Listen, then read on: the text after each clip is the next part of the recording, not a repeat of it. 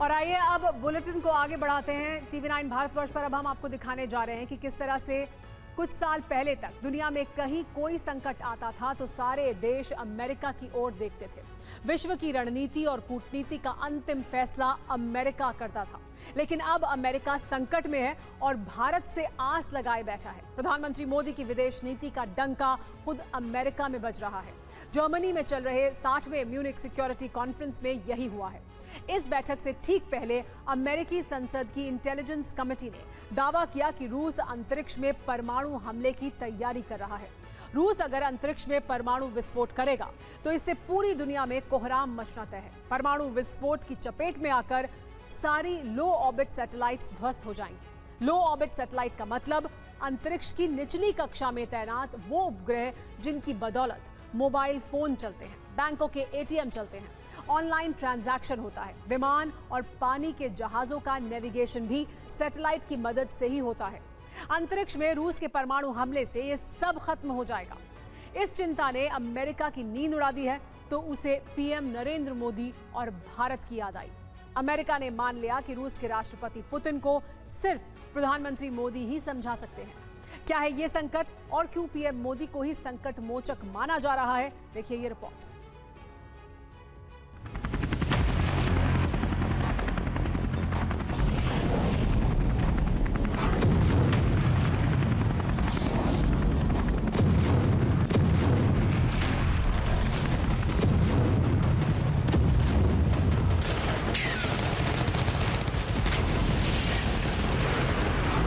Ukraine और रूस की जंग एक बार फिर विनाशकारी मोड़ पर है।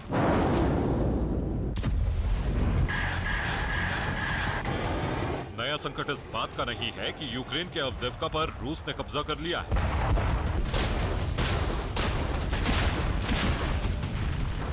नया संकट इस बात का है कि रूस अब अंतरिक्ष में परमाणु हमले की तैयारी कर रहा है।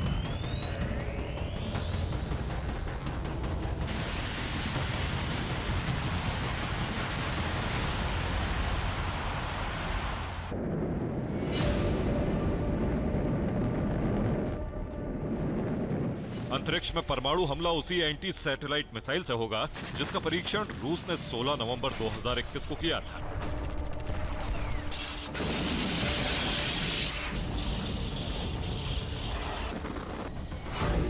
तब अमेरिका के होश उड़ गए थे क्योंकि रूस ने अपनी मिसाइल से अंतरिक्ष में अपने ही एक पुराने उपग्रह को ध्वस्त किया था।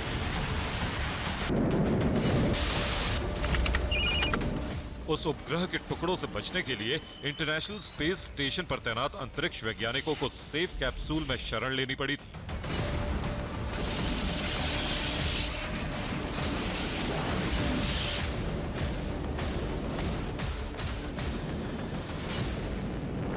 Russia's dangerous and irresponsible behavior jeopardizes the long-term sustainability of our outer space and clearly demonstrates that Russia's claims of opposing the weaponization of space are disingenuous and hypocritical.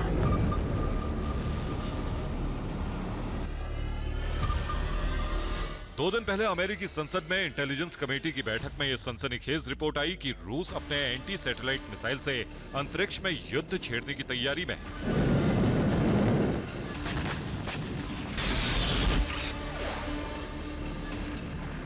इस बार रूस किसी पुराने और बेकार उपग्रह को निशाना नहीं बनाएगा, बल्कि वो अंतरिक्ष में एक परमाणु विस्फोट करेगा।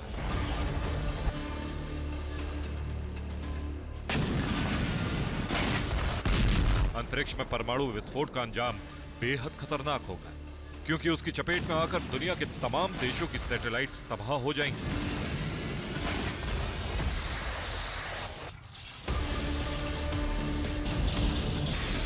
फिर धरती पर ना तो मोबाइल फोन चलेगा, न इंटरनेट, न जीपीएस और ना ही मौसम की जानकारी मिलेगी।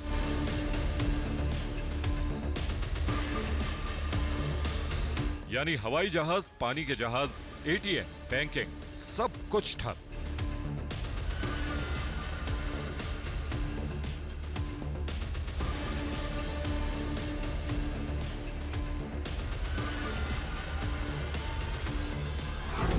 Though Russia's pursuit of this particular capability is troubling, there is no immediate threat to anyone's safety. There is evidence that they resumed this program about 2014. That is when this top secret nuclear powered project seems to have started.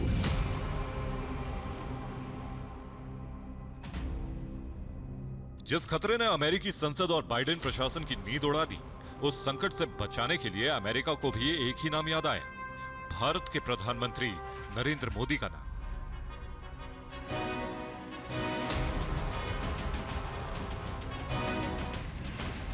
America के अखबार the New York times की report के मुताबिक America के विदेश मंत्री Antony Blinken Munich security conference के लिए जर्मनी में हैं। उन्होंने अंतरिक्ष में रूस के परमाणु हमले की तैयारी की चर्चा भारत के विदेश मंत्री एस जयशंकर से की।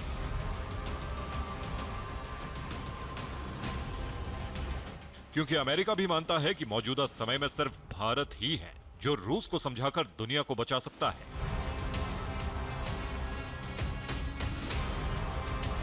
न्यूयॉर्क टाइम्स की रिपोर्ट में बताया गया कि अमेरिकी विदेश मंत्री ने भारत के विदेश मंत्री एस जयशंकर से कहा कि रूस को रोकना भारत के लिए भी जरूरी है, क्योंकि अंतरिक्ष में रूस के परमाणु विस्फोट से खतरा भारत की सैटेलाइट्स को भी है।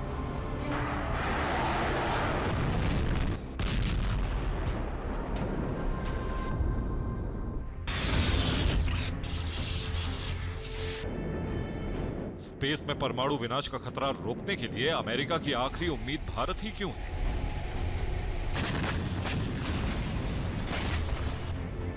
इसकी मिसाल भी म्यूनिक सिक्योरिटी कॉन्फ्रेंस में देखने को मिली।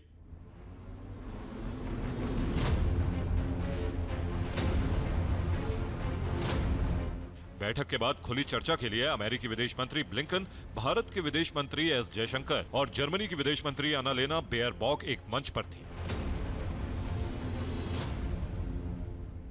वहां फिर सवाल उठा कि यूक्रेन युद्ध के बाद भारत में रूस से कच्चा तेल खरीदना क्यों जारी रखा।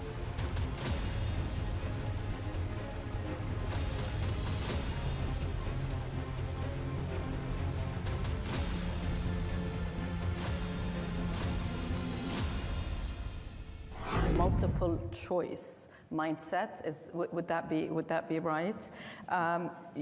From non-alignment to, I think you may have called it, or somebody else called it, all alignment. So you can pick and choose alliances, but you can also pick and choose topics. On Russia, for example, you still buy Russian oil. Your question, do we have multiple options? Answer is yes. Is that a problem? Why should it be a problem? If I'm smart enough to have multiple options, you should be admiring me. You shouldn't be criticizing. Problem for other people? I don't think so. I don't think so, certainly in this case. विदेश मंत्री S Jaishankar ने ये बात America और Germany के विदेश मंत्रियों के मुंह पर कही। उनकी बात सुनकर अमेरिकी विदेश मंत्री ब्लिंकन मुस्कुरा दिए। भारत की विदेश नीति का ये दम और साफ गोई देखकर लोगों को प्रधानमंत्री नरेंद्र मोदी की बात याद आ गई।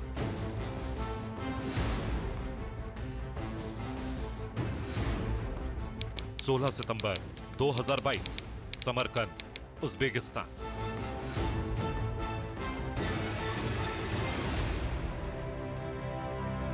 पीएम मोदी एससीओ यानी शंघाई सहयोग संगठन के शिखर सम्मेलन में पहुंचे थे।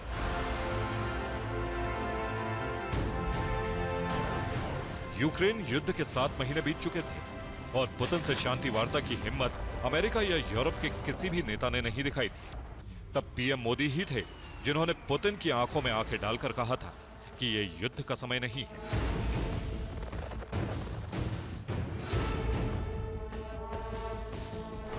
आज का युग युद्ध का है नहीं, और हमने फोन पर भी कई बार आपसे इस विषय में बात की है कि डेमोक्रेसी और डिप्लोमेसी और डायलॉग, ये सारी बातें ऐसी हैं कि जो दुनिया को एक स्पर्श करती है। आने वाले दिनों में शांति के रास्ते पर हम कैसे बढ़ सके।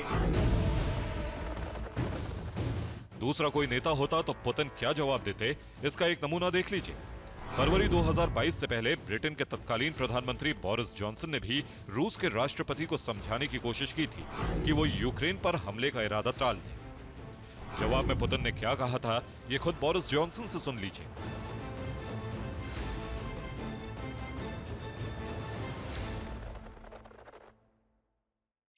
he threatened me at one point and said, Boris, I don't want to hurt you, but with a missile it would only take a minute or something like that. आज का युग युद्ध का है नहीं। लेकिन पीएम मोदी से शांति की नसीहत सुनने के बाद भी रूस के राष्ट्रपति पुतिन ने जब भी भारत का जिक्र किया, उनके मुंह से पीएम मोदी की तारीफ ही निकली।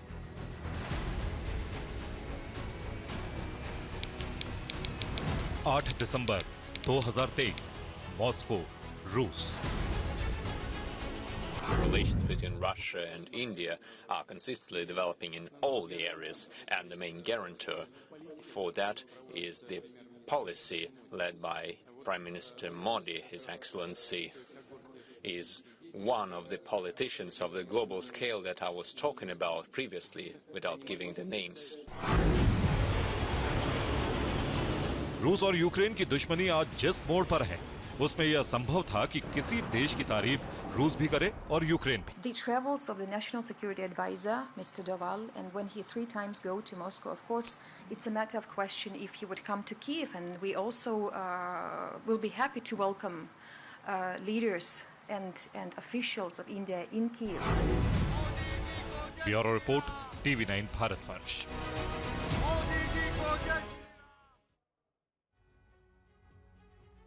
भारत की विदेश नीति लंबे समय तक गुट निरपेक्षता यानी नॉन अलायंस की रही है, लेकिन अब कहा जा रहा है कि पीएम मोदी ने भारत की विदेश नीति को नॉन अलायंस से ऑल अलायंस पे बदल दिया है। मतलब सबका साथ सबका विकास वाली कूटनीति। अब तक यही माना जाता था कि कूटनीति में अमेरिका की अगुवाई वाले पश्चिम के विकसित देशों और ग्लोबल साउथ यानी विकासशील देशों को एक साथ नहीं साधा जा सकता। रूस और अमेरिका दोनों का भरोसा नहीं जीता जा सकता। ये भ्रम प्रधानमंत्री मोदी ने दूर कर दिया। दूसरे विश्व युद्ध के बाद मान लिया गया था कि किसी भी देश को इजराइल और अरब देशों में एक को चुनना पड़ेगा, क्योंकि दोनों के साथ एक साथ दोस्ती संभव नहीं है। पीएम मोदी ने इसे भी मुमकिन कर दिखाया है। पीएम मोदी के कार्यकाल में भारत की इंटरनेशनल इमेज और कूटनीति की पुरानी परंपराएं कैसे बदल गईं, उसी पर देखिए हमारी special report.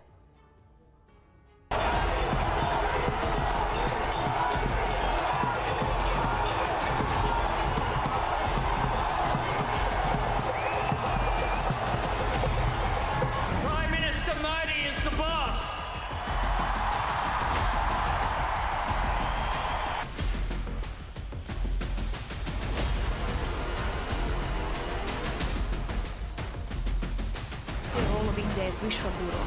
Today, India plays a very important role in the world.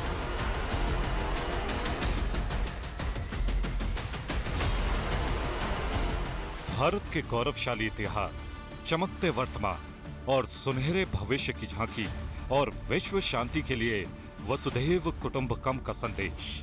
PM Modi की कूटनीति के ये 2 मंत्र हैं। इन मंत्रों का असर ये हुआ कि कूटनीति के धुरंधर भी कहने लगे कि मोदी हैं तो कुछ भी मुमकिन है। All this talk about 5G, 6G, 7G, here in India we have something more powerful than all of those, Guruji. But Bharat में अमेरिका के राजदूत एरिक गारसिटी का ये बयान अपने आप में पूरी कहानी है। जो अमेरिका लंबे समय तक पाकिस्तान का सरपरस्त था, उसने 2.5 दशक पहले भारत से रणनीतिक साझेदारी शुरू की और अब वो भारत से अपनी दोस्ती पर इतरा रहा है। इस तस्वीर का दूसरा पहलू भी है। अमेरिका दुनिया में पश्चिमी देशों की अगुवाई करता है, जबकि भारत ग्लोबल साउथ यानी एशिया और अफ्रीका के विकासशील देशों की आवाज है।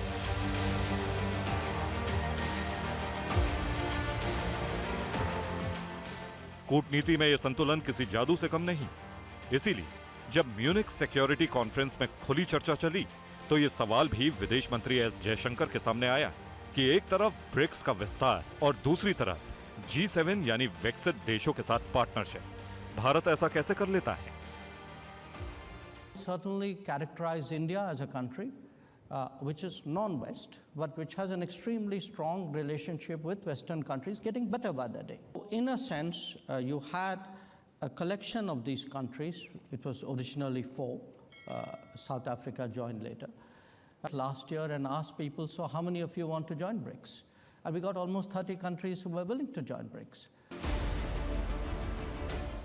G20 शिखर सम्मेलन की अध्यक्षता भारत को मिली तो विश्व कूटनीति के इतिहास में पीएम मोदी ने एक नया अध्याय लिखा।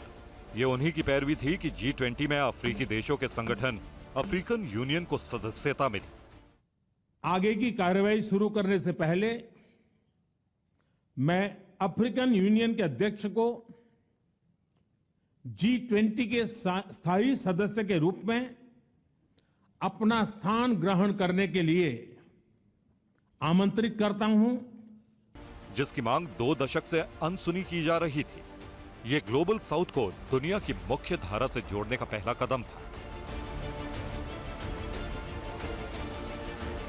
संसाधनों की कमी से जूझ रहे दुनिया के देशों का भरोसा प्रधानमंत्री मोदी ने कोरोना संकट के समय जीता था। सबका साथ, सबका विकास, सबका विश्वास, उनका यही मंत्र वैक्सीन मैत्री के रूप में दुनिया ने देखा। और यह भी दुनिया ने देखा कि अगर इरादे नेक हों और नीयत साफ तो दुनिया को प्यार से भी जीता जा सकता है।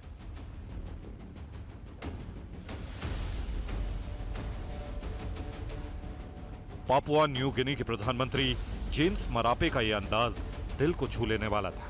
तो इसी दौरे के तुरंत बाद प्रधानमंत्री मोदी जब ऑस्ट्रेलिया पहुंचे तो ऑस्ट्रेलिया के प्रधानमंत्री एंथोनी एल्बनीज को भी कहना पड़ा कि विश्व नेता हो तो पीएम मोदी जैसा। Prime Minister Modi is the boss.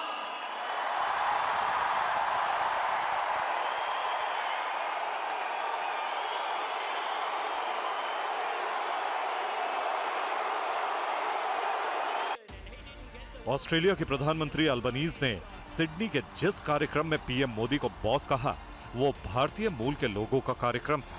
Prime Minister Modi is the boss. Albanese के लिए वहां जाना कतई जरूरी नहीं था, फिर भी वो गए क्योंकि उनके लिए पीएम मोदी और भारत की दोस्ती प्यारी थी। ऑस्ट्रेलिया में एक और अजूबा हुआ। पीएम मोदी के दौरे की चर्चा ऑस्ट्रेलिया की संसद में भी हुई। इस बार ऑस्ट्रेलिया के नेता विपक्ष पीटर डट्टन हैरान थे कि पीएम मोदी राजनेता हैं या विश्व राजनीति के Rockstar. He was able to get 20,000 people chanting his surname in unison on the other side of the world. So I thought it was an extraordinary event.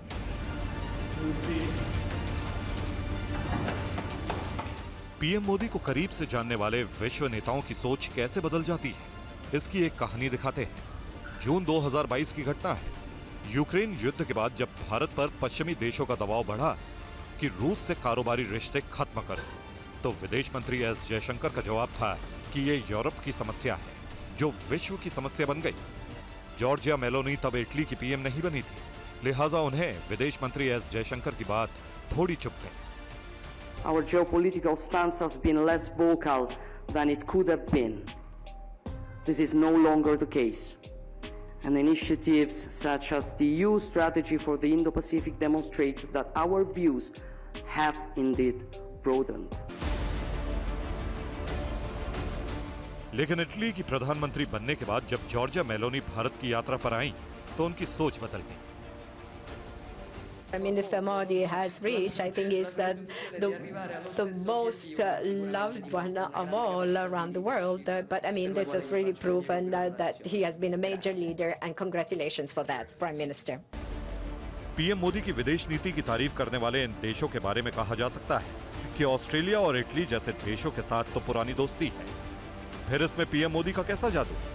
जादू तो वही होता है जो सबके सिर चढ़कर बोले।